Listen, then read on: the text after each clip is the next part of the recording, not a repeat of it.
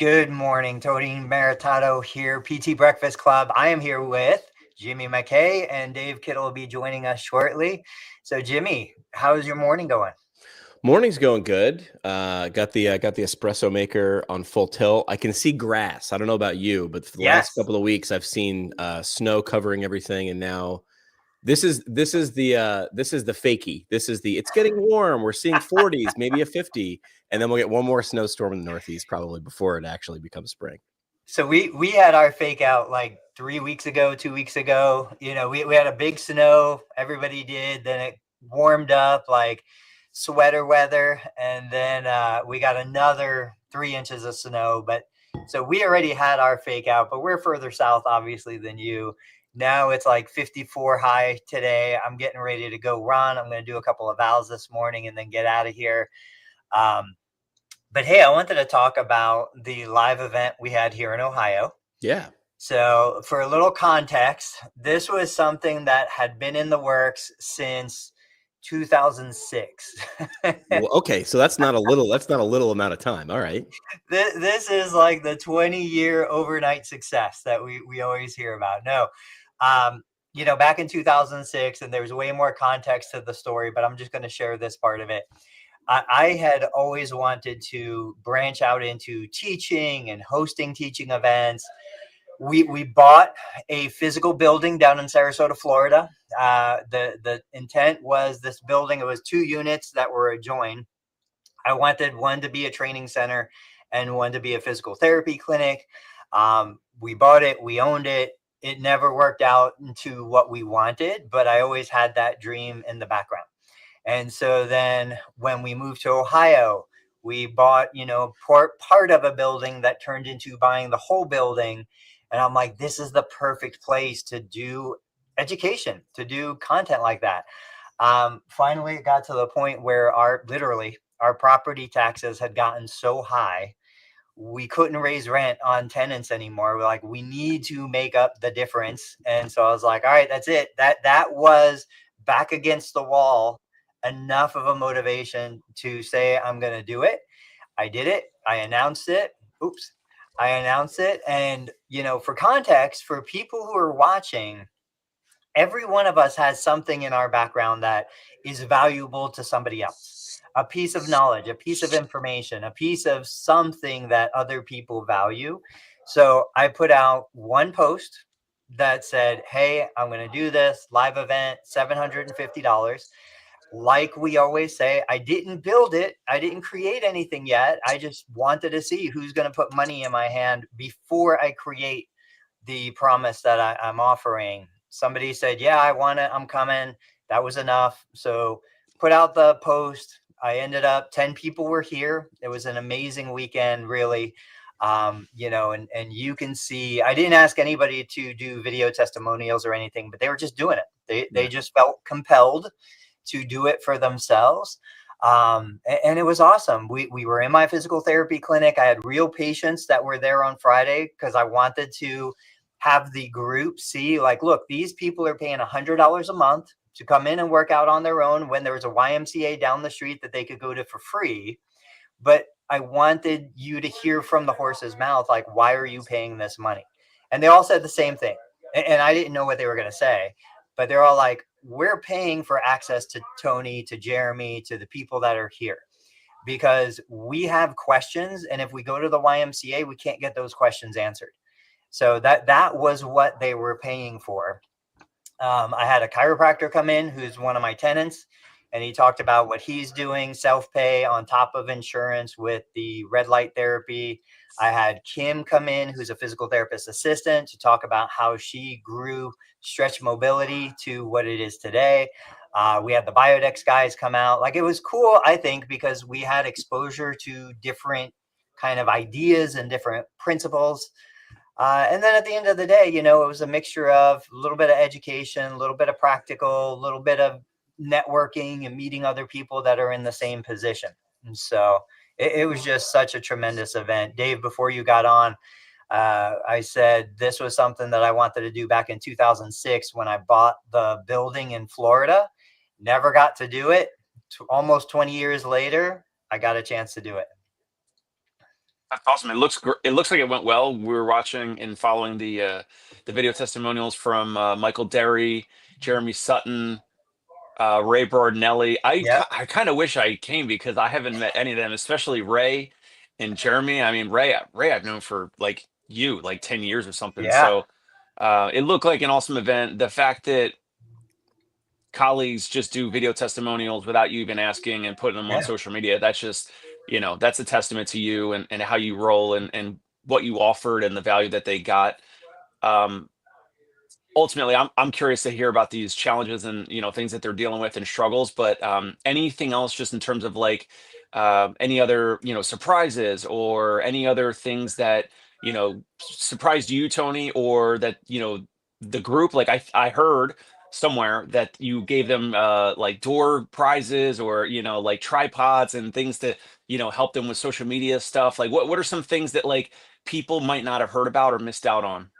Yeah, I think the biggest thing was the surprise to them of like how similar the stories were across different people. So we had an SLP, Lauren Meffin, who was there, who had a larger practice and has been downsizing. You've got me, who had a larger practice, who has been downsizing. There was a husband and wife that have a practice with 3 full-time clinicians, 3 part-time clinicians. But then you go and you've got Ray, who is working. He works as a contract therapist, but has an EMR company. And then you've got Jeremy, who had a practice, downsized, and now he's starting to grow again in the mobile space. Michael Derry kind of said publicly his goal is he wants to hit 300,000 in revenue, no employees, couple virtual assistant kind of people that he works with. So fully mobile. So you have all of these different environments, but all of us are dealing with the same struggles. All of us are seeing the same challenges. We're not as profitable as we need to be. Insurance keeps declining. We try to hire and grow a team, but then we run into those issues. And so I think it's good. It was good for everybody to hear each other's story, because you realize it's not just me. You realize that you're not alone out there. And then hopefully, because this is where I get stuck, it's that being a coach, I'm not a coach, but I'm just saying, being a coach, getting people to see the problem in front of them. At the very end, we go around and like my objective is to make sure everybody got what they needed, exceeded the value that they paid for. And so I asked one of the members, I'm like, hey, so what's the plan? And the person was like, well, I'm going to do this and do this and do this. And I said, you were probably saying to yourself you were gonna do those things before you ever came out to the event.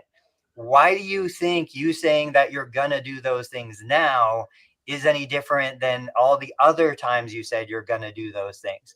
And so it's kind of putting you in a position as an attendee to be like, he's right. Like, what's going to be different about this? And so we really, really tried to emphasize something has to change. Like materially, something has to change. You have to open up time. You have to tie that new habit, new behavior to something you're already doing. You can't just say, I want to do this, because you've wanted to do this for 10 years, and for me, and this was the example I gave, I told Jimmy, I couldn't afford property tax. That was what I needed to push my back against the wall to force me to put this out there and say, this is what I'm going to do, because this is going to generate the revenue that I need to cover the property tax bill. We all sometimes need that back against the wall moment to push us into something that we know we should do, and we just don't get ourselves to do it. That was a big takeaway, I think. Yeah, we're big dumb animals, right? And we're predictable. Is that when we're around people who do like-minded things, right? It's why your parents paid attention to who you hung out with in high school a lot and said, don't hang out with that kid, hang out more with that kid. Is because we're big dumb animals and we will do what people do around us, whether we like it or not. Dave, what do you think? I want to go back for a minute or two what Tony was saying. I just want to kind of not pick it apart, but Yeah. if I could see through some of what you're just describing about why they would then your attendees would say, I'm going to go do this, this, and this now, and then you're like, well, like you didn't need you had this on your horizon somewhere. Yeah. You didn't need this event to say that you're going to do it. it sounds like some of the, and I'm not, again, I'm not a coach either, but Yeah, like yeah. it sounds like some of them need some accountability. And in some cases, maybe this event was something where if a therapist says to you guys publicly in front of the group or whatever, I have to now, I'm going to now focus on, or I'm going to go do this, and this. Maybe that's all they needed to say it like in a semi-private group in front of you guys. And now that therapists will kind of see you and others online and in these groups and all that on Facebook or whatever, LinkedIn. So it sounds like some of them still, like could benefit from some accountability, which is no different than our patients and clients who can typically sleep better, exercise better, move better with just, YouTube videos. But the component of, I don't know, assurance or certainty, am I doing the right thing? Am I wasting time or not? But that's the thing when you're a business owner, like the buck stops with you. There's no one else that's going to push you other than yourself. Yeah, that's exactly it. There's a level of accountability now. The 10 of us kind of created this little community. And even beyond, everybody was done Saturday night. They're still in the group messenger, like going back and forth, sharing videos that they had never done before, doing things that they had never done before, learning new skills that they had never known before. But then there's also that element of, okay, somebody confronting you and you saying, I want this. And then that person confronting you on the other side saying, okay, you want this. What are you going to do to make this happen? It's not just, you can't just say, I want it anymore. You have to lay something down on paper. You have to show a physical change that is going to make you achieve this. And if you change your mind, like I've done it 100 times, I want to lose weight. I want to lift a certain amount of weight. But then you get confronted with the reality of what you have to do to get that. And then you're like, oh, maybe I don't want that so much. Exactly. I always use this example. It's the patient who comes in and they're like, yeah, man, I want to be able to throw a football with my kid again. Like, all right, we got to work. We got to strengthen. We got to do these things. You got to come in. You got to make a commitment. You got to do these things at home or in the clinic. And they're like, oh, I don't want to throw the football with my kid as much as it would take for me to do those things. So I'd rather just enjoy the dream of throwing a football with my kid. I'd rather just enjoy the dream of having $100,000 in profit than actually do the things that I need to do to get $100,000 in profit. And that's fine. That's fine. I told Will Butler, friend of the pod, I was like, hey, I want to deadlift 300 pounds. And he was like, you should totally be able to deadlift 300 pounds. You're at 255 right now. Why couldn't you do 300 pounds? Well, because as much as I wanted to deadlift 300 pounds, I didn't want to do the work required to kind of build the resilience in my body to tolerate 300 pounds. And I never got to it. But at least I acknowledged, yeah, I probably like the dream more than the reality. And so I just never did it. I still can't deadlift 300 pounds. And it's been 5 years.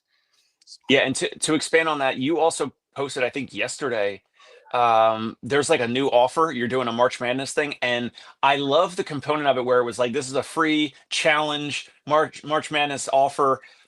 But it's something like you suggest, like, here's the free challenge. It's if you post some video content or some type of content or something every single day in March, every day of March, then like that's the whole challenge, and you're going to see the benefits, and patients and referral partners or therapists or whatever, like you'll see the benefits in your practice. But you got to do it, but it's a free challenge. But if you want the accountability, then you'd have to pay $299 to Tony.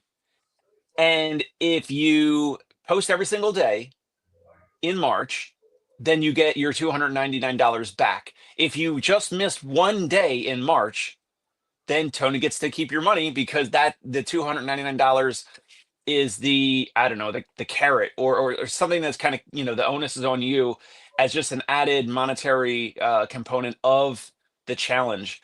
I thought it was, again, it's your style. Like if it were me, it would just be like no free offer. It would just be like the $299.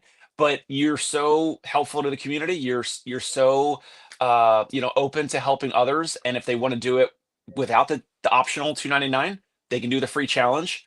You and I both know that if the folks that do the free challenge, hardly any of them are going to do posting every day in March, which is where the $299 comes in with accountability. And maybe that's the thread for today in terms of like accountability and Yeah. how serious someone is to actually do a thing. Well, the funny part is my wife hates the offer. She hates the idea. She hates the offer. She was like, that is the stupidest thing I've ever heard. Why would you do that? Just tell them if you want to do it, pay the $299. The one element, the one aspect that you missed in there was, yes, you can do it free. Just use the hashtag March Media Madness. This is the third year I'm doing it. So I started it 2 years prior. The intent was, if you need an excuse to kind of motivate yourself to start doing more content, because you know content is good for your business, this would be a great kind of bandwagon to jump on. Yes, you do it for free. Just put the tag on there and we'll share it and promote it and cross share. If you want the accountability and you want to make it more exciting, you do the $299. With that, you do get value beyond you. I'm going to do the live trainings. I'm going to do the first one this Thursday before the March Madness begins. And it's going to be training for, if you've never posted, like we had some people at the event that had no idea how to post on Instagram, how to post on TikTok. So we went very low level. Like I shared the screen on my phone and I showed you do this and then you do this and then you do this.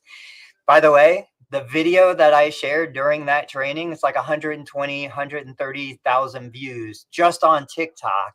And it was like a 3-minute tutorial that I showed them. But anyway, so with the paid part, you get 1 week, weekly lives that I'm teaching you what to do to get better engagement, better reach for the content you're putting in.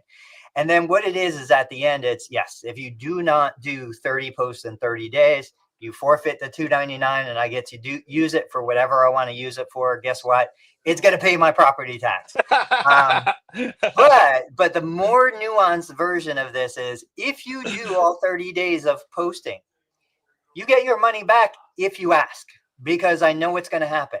What's going to happen is you're going to see a sizable impact on your business, more than the $299 was worth. And you're not going to ask for your money back. If you do, it's fine. I don't care. You could totally have your money back. But I know most of the people will have such a sizable return on the investment that they would be grateful and won't even want their money back, And so I'm doing this because I think it's fun. I think it's interesting. I'm also doing this because I think it's a great case study to show other people in the future, look, you can do these things that are just kind of weird and a little different. You'll get the result for the client. The client wants the result. That's the most important thing. And the result has to be worth more than the price you're charging. And so if you can do that, they're going to gladly give you the money. If I'm probably not going to do this challenge, but if I was a newbie doing this challenge, here's what I would do. I would pay the $299 to Tony. I would on a piece of paper, on a Google sheet, whatever, take Tony, like seriously, just it's really easy. Go to Total Therapy Solutions on YouTube, click the most popular videos. And most likely, like I think, I don't know, one of the top ones is it like how to sleep comfortably after a total knee replacement. Positions for sleeping after knee replacement. Just go look, hit most popular videos, meaning the most views on Tony's channel. Speak into the camera just like this, hit record, and just describe that video. And now you're making it your own. You're not going to say, oh, well, I watched this video for Tony Maritop. No. You're just going to say, hey, have you had a total knee replacement recently? Or are you scheduled to have a total knee replacement in the future? What you don't realize, blah, blah, blah, trouble with sleeping. Here's the most comfortable sleeping position after a total knee replacement. And you can just talk into it. You don't even have to demo it, right? Like, right. And in that Google spreadsheet or piece of paper, whatever, just take Tony's, the top, how many days are in March? Is it 30, 31? Yeah, 31 days. So we're doing 30 days of content. And on 31, the 31st day, we're going to look at the impact it had on the business, the channel, stuff like that. Yeah. So I would just take the spreadsheet, just write the title of Tony. You could remix it. You could, tweak it, change the title a little bit. Just take Tony's top 30 most popular videos, watch the video, record it in your own words, like just remix it. Like it's gonna come off differently because you're saying it into the camera. You could do all 30 of those in the first day of March. You're going to go into your closet. You're going to change your shirt. You're going to put a different shirt on. You're going to, for the second video, you're going to, or Jimmy's saying, no, you could just do this. No one's going to notice. No one's going to no notice. one's gonna I notice. agree. So you could just knock out these 30 videos for $299 external accountability. You get all then you just have to post them each day in March, in whatever order. It doesn't even matter. The guys are saying, don't even change your room. Don't even change your outfit. Jimmy's going to keep this flannel shirt on for all of March. So yeah, that's what I would do. And then you just have to post it, and then you're good. Then you get your $299 back. So can I tell a story about radio? And I always do, because as Tony mentioned, like we all bring something to it, and this was mine. So there were production studios and then live studios. Live studios where we were on the air, production studios where we made commercials or recorded things. And there was one guy who was like, when we hire someone who's going to become a broadcaster, we put him in a production studio and we make him record yesterday's show. Essentially, do the stuff from yesterday, do it in a completely safe environment, and do all that. And the thing was, there was no adrenaline. There was no risk for screwing up. There was no accountability, right? As soon as you went live, you screwed up. Your first mic break's going to be horrible. It's going to suck. I tell people all the time when I help them launch podcasts, your first 5 episodes are going to be terrible. Only compared to the 50th episode. No one's going to notice. You're your harshest critic. So push record and say that if you're going to record these 30 in one shot, which I think is a great idea, do it. Do it in 2 hours, right? Sketch some things out so you're not making so much on the fly. Just an outline, not a script, right? Allow yourself 2 gimmies out of those 30 videos. 2. There's a safety net, but it's not repeat. The only way you get better is by knowing that there's stake, there's skin in the game, there's stakes. Just keep going. So I think it's a great challenge. There's accountability. I had to jump off the show for a quick minute, and I saw what Scott was putting in the comments. This was from a lot earlier. Sounds like a really great event. Would have loved the opportunity to meet so many great people in person and learn. Then he said, how about starting a mastermind group? There's a parallel here. The problem with a mastermind group is what Tony did was finite. It happened between this hour, and you had to show up, and there was an experience. It was gonna end. And I like the idea of a mastermind, but I'm feeling the pendulum in the world switching. 4 years ago, everything was a virtual conference, a virtual mastermind, ongoing, pay $300 per month, ongoing forever. So I do like both sides, but you get something vastly different. Somebody had a quote once when I was in radio. Radio is the only medium that is simultaneously created and destroyed, which I thought was kind of cool. It made it special. This is why Dave doesn't watch a Mets game from 3 days ago. Yeah. Even if he doesn't know the outcome. I had a Ranger game. Me, Dave? I'm watching Phillies games. I'm watching the Phillies beat the Mets 3 days ago. But from 3 days ago? No. You won't do it 3 days ago because there's something not special about it. So I'm not saying you get different things from different setups. I'm seeing a big swing come from virtual, where we did everything virtual in 2020. I'm predicting this because I pay attention to other smart people, you'll see more of the things Tony is doing or just did in terms of in person and getting bigger impact, because we are burnt on doing this virtual thing only. I think the door is wide open. Now we can do a lot of things. I don't think it'll be one or the other. I think it'll be yes and. I think we talked, and Dave's got some great topic ideas, but we talked about stick like way back in the beginning of the podcast. Do you guys know what I'm talking about with this website? No. So it's basically a website. This has been an idea that's been around for a long time. It's a website where you make a commitment, you put money on the line, and if you don't follow through, the money goes to a cause that you despise. Oh, so it basically, if you're against something, you put money on the line, and if you don't finish, that money goes to that, I don't want to say any of the organizations, but organizations that you would never support in a million years. Right. With the idea being that it's just, it's going to make you accountable because you don't want them to get your money. Yeah. Sam is saying it sounds like step bet. You make a bet that you'll complete it, hit a step goal for the day. If you don't reach it, you lose your money. If you win, you get a cut of the pool from the others in the cohort who did hit their goal. Nice. I heard a thing, and I can't remember where it was. It was some European country, because I don't know. They've got some stuff figured out. If you get a speeding ticket in 2025 a portion of that money goes into a pool. Everybody in the country that didn't get a speeding ticket that year now has a lottery ticket to a shot at winning all that money. So there's a reason. That's pretty cool. Right now, all we do is if you drive and you get a speeding ticket, you get penalized. There's no reward. It's only a penalty. And if you have lots of money, it affects us disproportionately. $200 to someone is going to be nothing to Elon. He's not going, okay, I'll slow down. Sure, it's not going to dissuade me. But I do like the twist. If you don't get a ticket, there's a reason to drive safe. So this plays on human psychology. Like as much as you think this is business marketing, everything rests on humans because it's people in the beginning and the end. Is that like Sweden or Norway? What it was one of those. Yeah, it was one of those. Whenever you hear it, you're like, that makes sense. They've got it figured out. Denmark somewhere. Right. Very proper. Right. So real quick, there was a James Clear. This is another old idea. I mean, all this stuff has been around forever.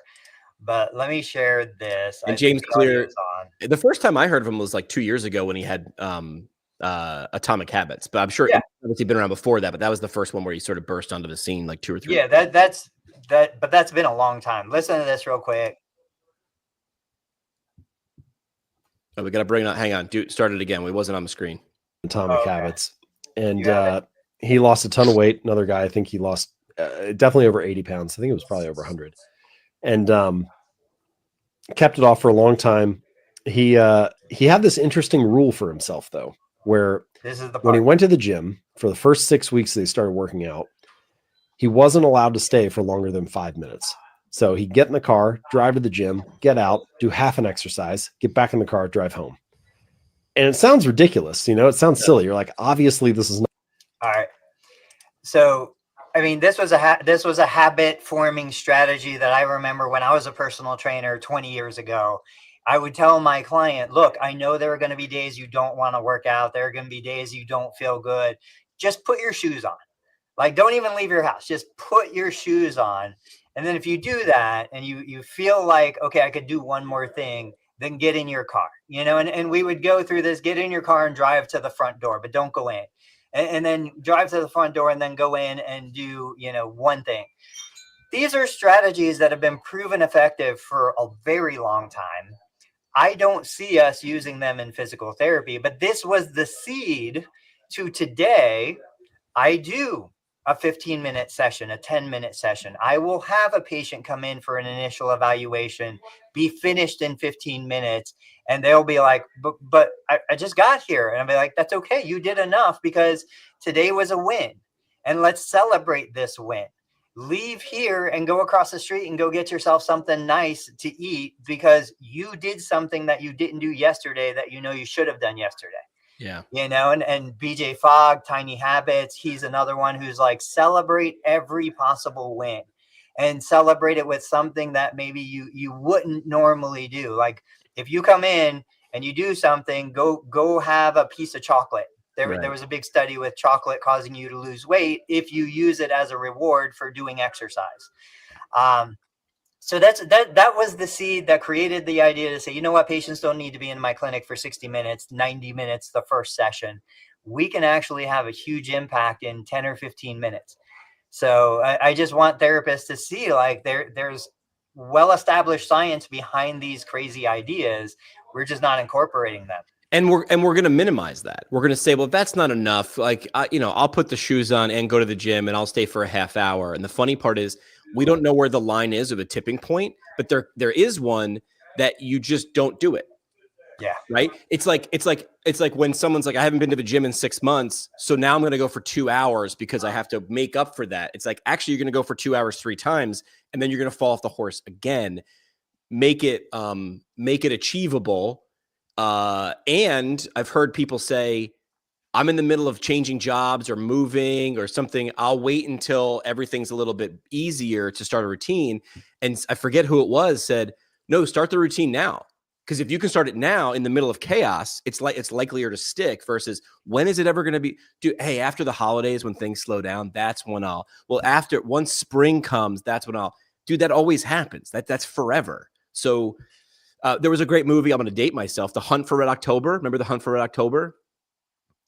They had a fire on the submarine And then the captain ran a drill, and they were like, why would you run a drill while there's a fire? It's a real fire, and you're doing a fake drill. He's like, that's what happens when we're under attack. We're a war submarine. So you sort of have to adopt that in wartime because there's no pause, man. There isn't one. But I don't feel like Dave has these challenges. I feel like Dave says, I'm going to do something, and Dave's the kind of person who does it. Yeah, I was going to ask you guys, like, do you think that people in general are either not serious about the goal, they're either not, like, they're just truly not serious?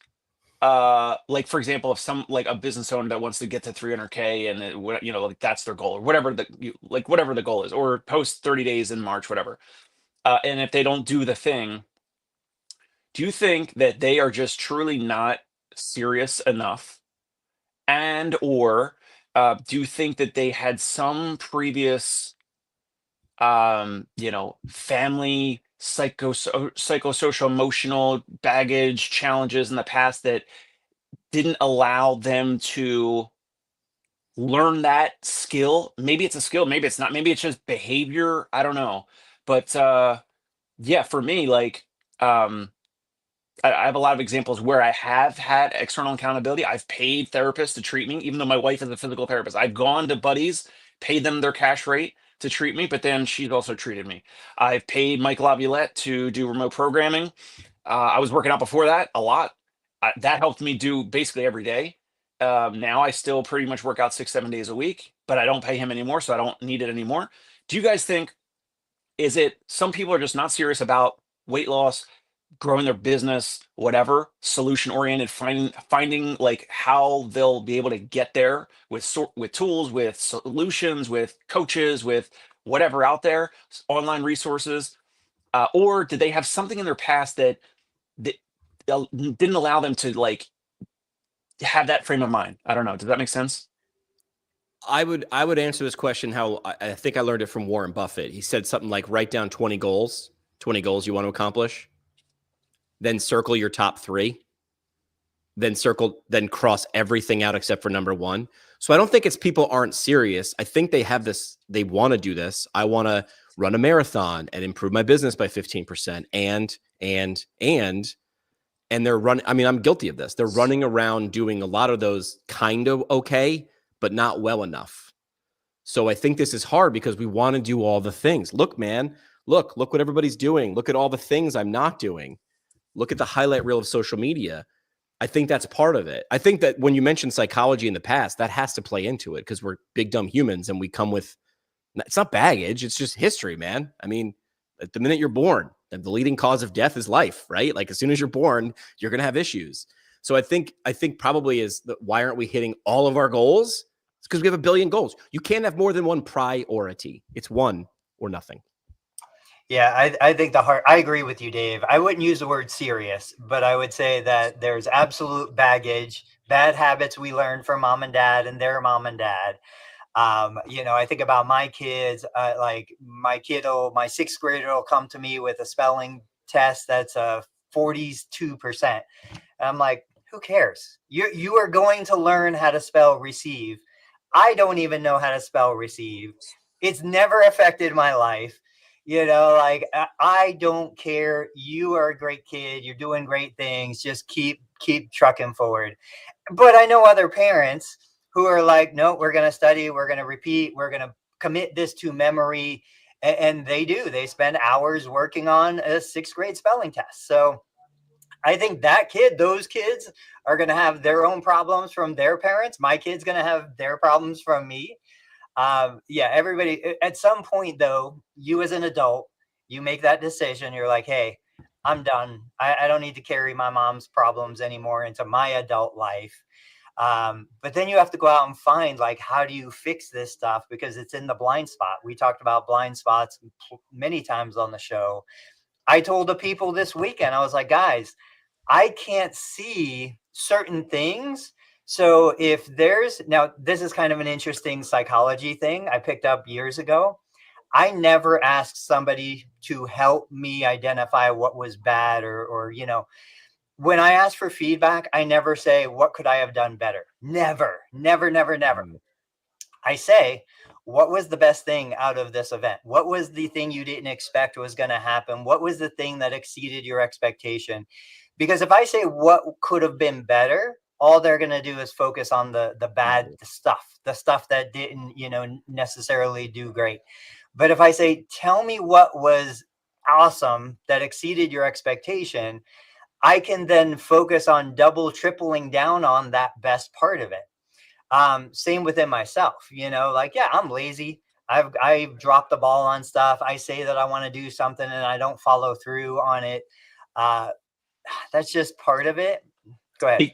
In that particular example, when you want to do something, but then it's not a priority or you don't do it, is it because it's not like Jimmy said, it's not like the top priority? Like there's so many other things that would come before it, whether it's comfort, whether it's pressing, matters, whatever, paying bills, family, whatever.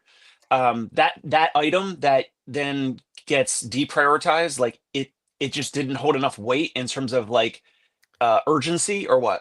It is, and it's either not pleasurable enough or not painful enough. Right. It's just non-impactful enough. If I want to make more money, it's not as much of a necessity for me right now. I'm at a comfortable level. Sure, it's not as much as I'd like, but then you look at it and you're like, you know what? I know guys making triple the money that I make, and they're so looking to make more money. So why do I want to get there?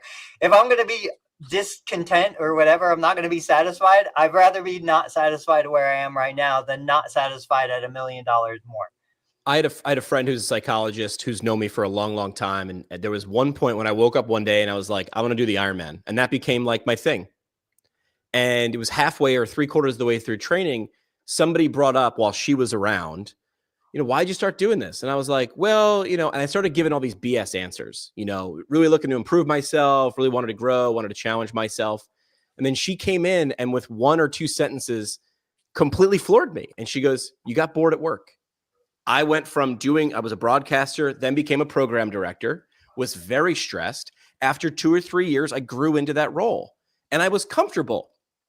I knew how to do that. I could show up and sort of, we've all been there. I can now do that job with my eyes closed. And she said, she knew though, she's like, you were bored, but you liked it. You were comfortable. So instead of like, how do I get promoted or how do I make more money or how do I start a different, something else? You said, how do I challenge myself somewhere else? But wow. I bring this chart up a lot. It's Maslow's hierarchy of needs. My job satisfied food, shelter, clothing, water, warmth, right? That was locked. And I had social things. So I went up the ladder. Now it was like, how do I get better? So you see someone doing that. And it's not just perfection. Not everybody who's doing a marathon or going out to do some physical endeavor is now comfortable at every level below. But someone who's worried about food ain't worried about dropping, 15 seconds off their mile PR. They're just not. So Dave, you shared this post. Yes, I sent that to Tony. Apple abandons the budget smartphone market with the iPhone 16e. Why? Is it like crazy expensive or something? Maybe can you pull up the caption or zoom in on the caption? It was basically like their lowest iPhone model, I think is, I guess, I don't know the dollar amount. It doesn't even say the dollar amount, but like their lowest available model now, I guess, is like considered like premium or, a higher amount compared to, I don't know, the T-Mobiles or the other like, right. cheap phones out there. Yeah, this just says Apple revamped low-end iPhone has finally arrived. Most significant development isn't the new app, but rather its new eyebrow-raising price. With the price change, Apple has effectively abandoned the budget smartphone market. Tap the bio to read more. Yeah, so like here's an example. I sent this to Tony because I figured at some point we could talk, circle this, like kind of loop this into physical therapy pricing, self-pay, out-of-pocket pricing, right? So yesterday did a callback, had a new it was the daughter of a potential client calling in. Long story short, go through everything. She was referred by this home care company that refers patients to me. They're called Provatus. The home care company is out of pocket. So imagine that cost of like home nurse or health aide out of pocket, no insurance coverage at all. Just from that alone, like I know Provatus, all their clients like are, they're well off.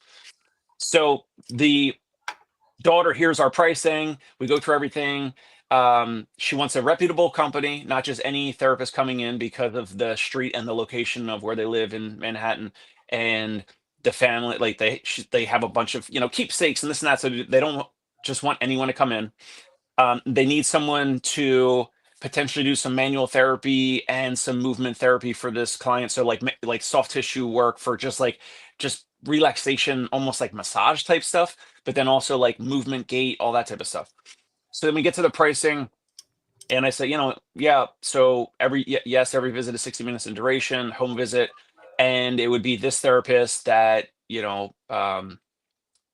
Porus Meta, my physical therapist that covers your area, and it's $550 per visit on the weekends and $350 per visit Monday through Friday. And then she's like, yeah, I mean, she's like, yeah, like he can definitely afford it, but he's, she's talking about her father. Like he's kind of, he's kind of cheap. Like he pinches everything. He can afford it. She's like, oh, but that's, maybe it's a little more expensive than I thought it would be. And then I go, no, you're right. You're right. It's expensive. You're right. It's premium. I mean, you did say already on the call that you were looking for a place that was reputable, not just any not just any personal trainer, not just any random person coming in. You said that you wanted someone for your father that understood, like, his skin and his movements and his, he's frail and this and that. So you're looking for someone who's like a competent professional, again, not just anyone that can come in.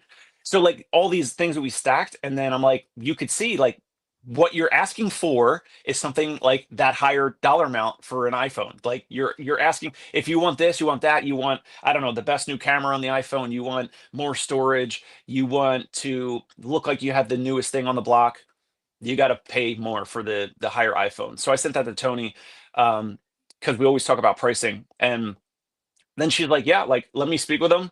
And we'll go from there. And it's so funny that some of these older clients that we have in the city, I tell these families when the son or daughter calls in, I go, if your mother or father ask us, if they ask our therapist, hey, how much is this? Like, how much is my daughter paying, or how much am I paying? How much is this out of pocket? I said, if you want, we've done this with other families. Our therapists are we don't take Medicare, but our therapists are happy to say, oh, I think Medicare is picking up the bill or whatever. Like, so it's so wild, the things that we sometimes have to deal with. But I don't know, any other thoughts or takeaways about Apple leaving the low budget smartphone market? Maybe it's, we can make some comparisons to insurance versus self-pay or anything in between. I mean, it sounds like price anchoring to me. It's like, we're going to drop a bomb on you. It's probably not as bad as they're alluding to here, right? But by anchoring it as, it's going to be super expensive if they come in lower than whatever the largest part of the bell curve of the population thinks is super expensive. I don't know. It feels like price anchoring. What do you think, Tony? Yeah. I think that's a component. I know my media feed has been filled with this. I was listening to Hormozi last night talk about Tesla starting at the top of the market and then bringing the prices down. Let me share this real quick. It should have audio. I don't know this woman's name, but I've heard her a bunch. Just listen to the first 10 seconds. The more you raise your prices, the easier everything becomes. The more you raise your prices, the easier everything becomes. I don't want to say easy, but what's beautiful about raising your prices is that you can pay your team more, right? So my top producing therapists are hungry, but then they've also said, like, hey, like, so like now I'm paying them like $130 a visit, which is like more than like what Medicare pays for like 4 or 5 units. But I can only do that because of our pricing structure, right? So like I can keep great therapists that are hungry.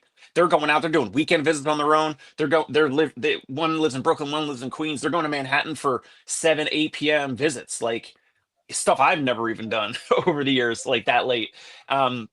So with pricing, like then I'm spending a ton. I want to do a recap, by the way, Tony, at the end of the month of how much I'm spending on Google Ads this month, because it is the most I've ever spent on Google Ads in a month in my life. And it's a little aggressive. I'm looking at my everything. I'm looking at my bank statement. I'm looking at my Google Ads multiple times a day, like a maniac. But I can only do those things because of this influx of $350 per visit, so like when you have pricing figured out, or not figured out, but like when you have higher pricing, Yes, it weeds out certain folks. It filters in certain folks. You have extra money to then deploy to do marketing, to do advertising, to pay therapists, to give them bonuses, whatever, reimburse them for cabs and things they buy for patients or whatever. So I don't know. What But else you guys got? also, I would say it's relative, right? Everything is relative. So eh, rather than just saying, charge more, what does that even mean? Are we talking 300 or 1,000 or 10? And that's where, you come back to my end of the market. I'm like, look, I started the show saying I had real people in my clinic during the live event with the other therapist saying that they pay $100 a month, even though they could get silver sneakers for free down the road at the YMCA or the Planet Fitness for $15 a month. They pay 100. Well, that's a lot. That is high price relative to what's available for them at the other end of the market. High price could be $100 a month, which, in your world is very cheap. High price could be $1,000 a month. Michael Dury said publicly, so I don't think I'm violating anything, that he has a deal where it's a 12-month, $1,000 a month program for a couple clients, and I said, well, how do you do this? Because what happens if you're gone or he's sick? Or he was like, no, there's no makeups. You don't accumulate visits. This is the deal, $1,000 a month. And he said his client started as a Medicare beneficiary, finished Medicare covered services, wanted to keep working with him, built a level of trust, built a level of comfort. And this has been a great resource for him, the therapist and the patient. So expensive or raising prices could mean anything. People are going nuts about $8 dozen eggs. I'm like, it's an egg. You're getting 12 eggs for $8. It's not even $1 an egg. Right. But it's just because of what we're used to in the relative price. What do you guys got? So anything else with pricing? No, I think that's good. I think we can wrap the show a little early. I think we hit a bunch of good topics. Parting shots, if I was going to start, I would say a big thing is you identify the problem you have, right? You determine the solution you want, because the reality is there's lots of different solutions for the same problem. Patients walking in the door right now could take medication. They could get surgery. In fact, Dave, I was thinking about you yesterday. I had a patient who came in, initial evaluation, never treated this patient before. One of my first questions was, are you thinking about surgery? Is surgery an option for you? Because if it's not, then your options or, your plan of care is going to be different. But if surgery is an option, I want to know it right now. She said, no, surgery is not an option for me. I said, okay, well, then we're going to go a different direction. But that being said, there's lots of solutions for the same problem. You figure out what the solution is that you're going to offer. You figure out how you're going to offer it in a profitable way so that you have capacity to exceed expectations. And then from there, it's just getting the word out, letting people know that you exist and what you have to offer. What do you got, guys? Go ahead, Jim. I would say it's psychology. Look inside and ask yourself, like, what is actually driving or not driving this change? And I am saying this because I am guilty of this. And this is not a one-time thing. This is a repeated thing that you need to do. What do I want? What is standing in my way? It's probably me and my actions. It's not someone else. It's not the rules. It's not, $12 eggs. It's not, or $8 eggs. It's not. It's probably what you're doing or not doing and how important you are or aren't making it. I had this parting shot queued up for me, regardless of the theme. So if it doesn't fit the theme, I apologize. But a week ago, we had a 52-year-old patient unfortunately pass away in our practice, and a heart attack. And he had some other medical issues, but not a known cardiac history or whatever. So, and then I was running 5 miles last week outside. It was like it was like 26 degrees, but it felt like 15. Like it was probably the coldest I ever ran on the water here in Brooklyn.